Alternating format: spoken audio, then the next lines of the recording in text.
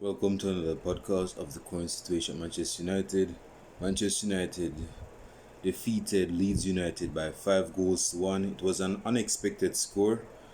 If you guys listened to my previous video, I said I would be very content if Manchester United beat Leeds United by 2 goals, but the football was appeasing and enticing on the eyes. Like, I'm not a fan.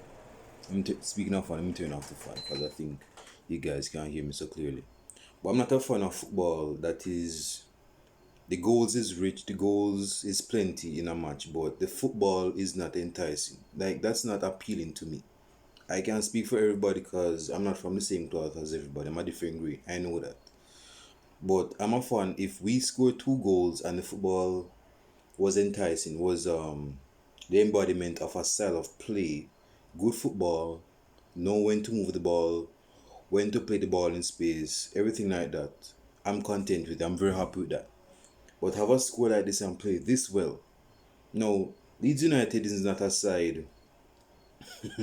If I was to compare Leeds United to children, there are some children that are stubborn at heart.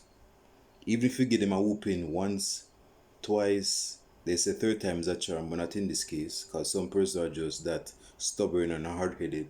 So even if you give them a charm of a third beating, they're not going to listen or take heed or adhere to what you have to say. They're still going to have that mentality of being stubborn.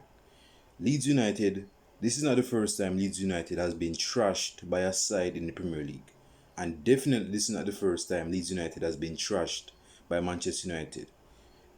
As you guys know, the last season they lost 6-2 to us. And with the commencement of the new Premier League season, my man lost 5 goals to 1. Man got trashed BDSM style at Old Trafford. I'm from the perspective of Beza first, then to Manchester United, because we have to be very accommodating to our visitors. Yes, we trash them 5 goals, but we have to be very accommodating, very hospitable. So let us talk about the visitors first. Then we talk about us, because we are the main persons of this match. Leeds United should have known better, considering their history of being trashed. How are you going to play a high line? We didn't have a fast number 9. I mean, Mason Greenwood, I was surprised to see Mason Greenwood start as the main number 9. Probably this is the new emergence of Mason Greenwood. Maybe he's not going to play on the right side anymore. Well, if Marcus Rashford comes back from injury, or when he recuperates fully from his shoulder surgery, I think my man is going to be pushed out wide. But at this moment in time, I think now is the time for Mason Greenwood to emerge himself as a centre forward. And I think this is the best time to do it, considering that we have the midfield to help him and the wingers to help him score the goals. So back to what I was saying about Leeds United. Leeds United should have learned from their previous mistakes in previous matches. How are you going to play a high line against a side that is a counter-attacking side? How are you going to do that? Yes, I'm all about sticking to your guns and see how the game goes. But if something is not working, definitely if it's not working against a top tier side, why are you going to continue with that? Because you go get trashed anyway. You go get trashed anyway, and this is the second time you've been trashed by Manchester United, and I'm pretty sure you've been trashed by other sides in the Premier League. You see me? So yeah, man, we are. I wouldn't say we are back, but we are on track. You see me? And yeah, man, Bruno Fernandes, man, my man.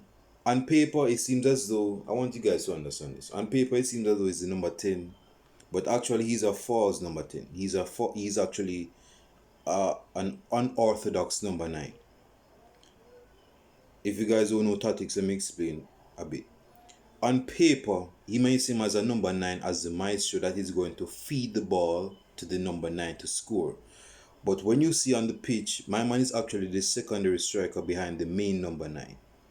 Is me. If you saw how Mason Green would drop back to see Bruno Fernandes running behind to get the chance to score the goals, that is what I'm talking about. Is me. So on paper it seems as though he's a number 10, he's gonna spring passes, display passes, spray passes over the pitch. Is me, and he's going to give balls to the number 9 to score. But actually, in the style, in the game itself, he's one of the number 9s playing there. Ole Gunnar Solskjaer may not want to admit it, but he knows it's a truth. He knows it's a truth. That's why my man got most. He got a lot of goals last season, apart from the penalties, which is probably like 45% of his goals, if not 50% of his goals, if not 55% of his goals. The thing is that Bruno Fernandes, that is where Bruno Fernandes thrive in the squad. It's not the Bruno Fernandes benefit to play as another number 8. That's something I need to say straight. With Paul Pogba and Paul Pogba played wide, which I knew that I said that in the previous. I knew he was going to play as a left wing. The midfielders that play in the middle was the McFred that we have a disdain for. Let us be real about that. We have a disdain for the McFred combination, isn't me? We're not a fan of the McFred combination. But despite all of that, let us talk about the attacking display because that is going to be the main talking point for the match itself. Bruno Fernandes got a hat-trick, his first hat-trick for Manchester United. I'm pretty sure it won't be his last. Mason Greenwood got a goal. That's 4 goals. Who else got a... Oh, speaking of Fred. Fred got a goal. Fred got a goal. Hold on. Fred got a goal. The last time Fred got a goal was earlier this year. But after the goal that he scored earlier this year, my man didn't score his first Premier League goal against Wolves. That's over 2 years, man. So maybe this is the new emergence as we expect because we want to win the Premier League of the Manchester United faithful. And of course, I should have said this earlier. Rafael Varane was officially unveiled in front of the Manchester United faithful. You see me? And of course, he met his how I should say this. You could say that he met his idol, his mentor.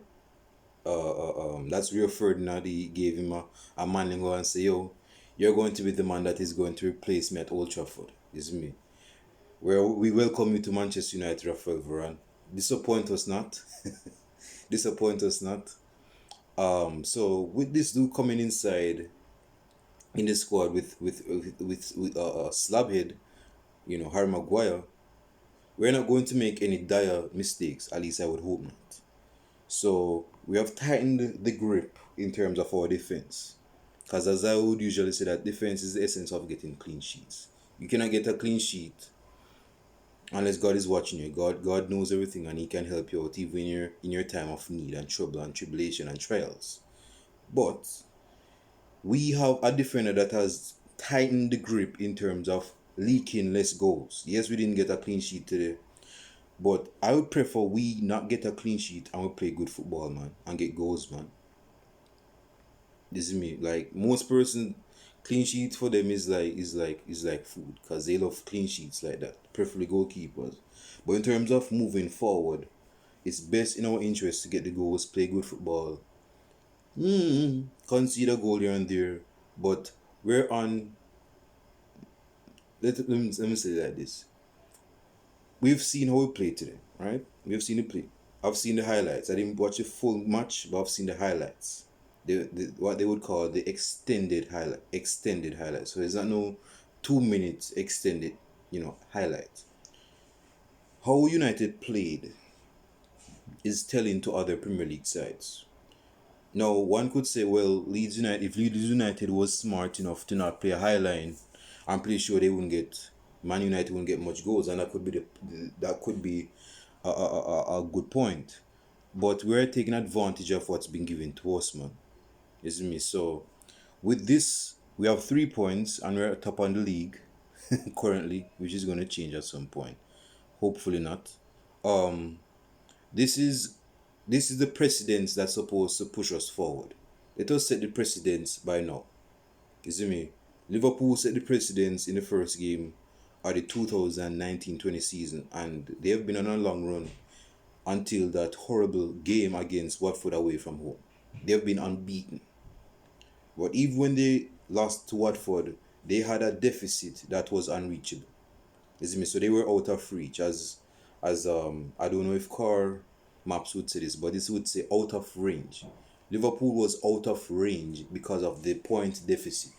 So no side could reach them. No side could reach them. Although Liverpool was kind of losing some games here and they were still destined to win the Premier League, and they did win the Premier League. Manchester City in 2017, 2018, they set the precedence in the first match. You see me? Ever since they haven't lost a match pretty much all of fall of 2017, I would say. Is me until they lost to us, of course, at the Etihad Stadium, which they should have won the Premier League, but they didn't. Is me because we pulled out a second half masterclass. So we have to set the precedence now to continue. Let us stay on our high horses, our cloud nine, if you would like, and continue that way. Yes, we're going to lose some games, but down the way. That is a part of the game. But let us not allow those games that we're not successful in to bring us down. Because like I said, bro, we are a good side. You have good players, like I've mentioned before. This is the best squad that we have had since 2009. That's debatable, that's arguable, that's questionable. But we have an incredible side, man. We have players. I'm pretty sure Paul Pogba is staying. PSG is not going to splash cash on Pogba, at least not for this season anyway. We have Bruno Fernandes, Mason Greenwood, obviously Jadon Sancho, Marcus Rashford is coming back. It's me. My man is going to make a movie.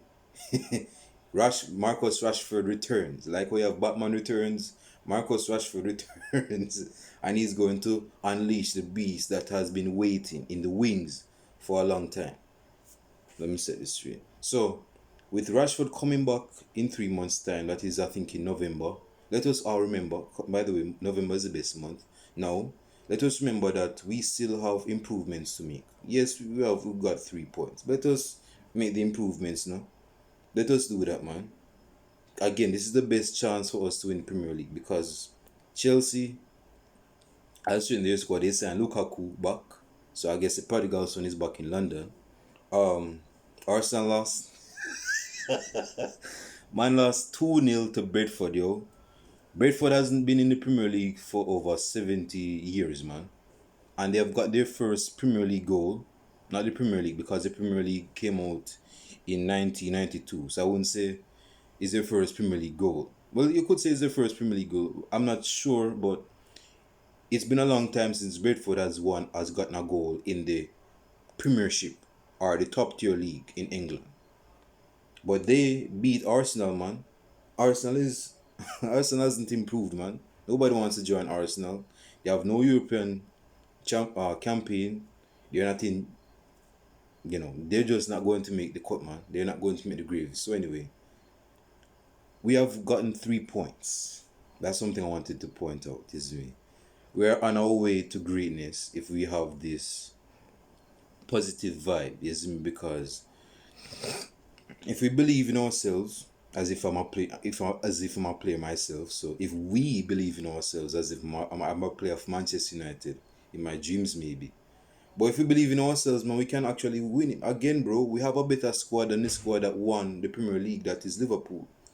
We have a better side than Liverpool, the side that Liverpool won the Premier League. In terms of individuals. But the thing that set them over the line is that they have a style of play, an implemented system that has been installed, ordained, and they have been well trained. That's why they won the Premier League 2 seasons ago, because they have a squad that is decent. The Salahs, your Manes, well, for me, has been washed up for a minute, so let us leave him out of this. But they have a style of play that they have displayed on the pitch, and they have reaped the benefits because of that. We don't have a style of play. At least, I would hope not. Let's hope we have a style of play now to help us move forward. Because with the players that we have, and the style of play that I hope that we do have for this season, we're going to be like Thanos on steroids, man. We can actually trash sides if Ole Gunnar Solskjaer knows what he's doing. So it's a good game. Leave your comments down below. I don't want to keep this video going on, because I know you guys have bedtimes. You guys should not be watching no TVs. I know you guys have to go to church tomorrow, so you have to go sleep early. so you can go to church tomorrow. Leave your comments down below and like and subscribe to the channel. I'm out. Peace.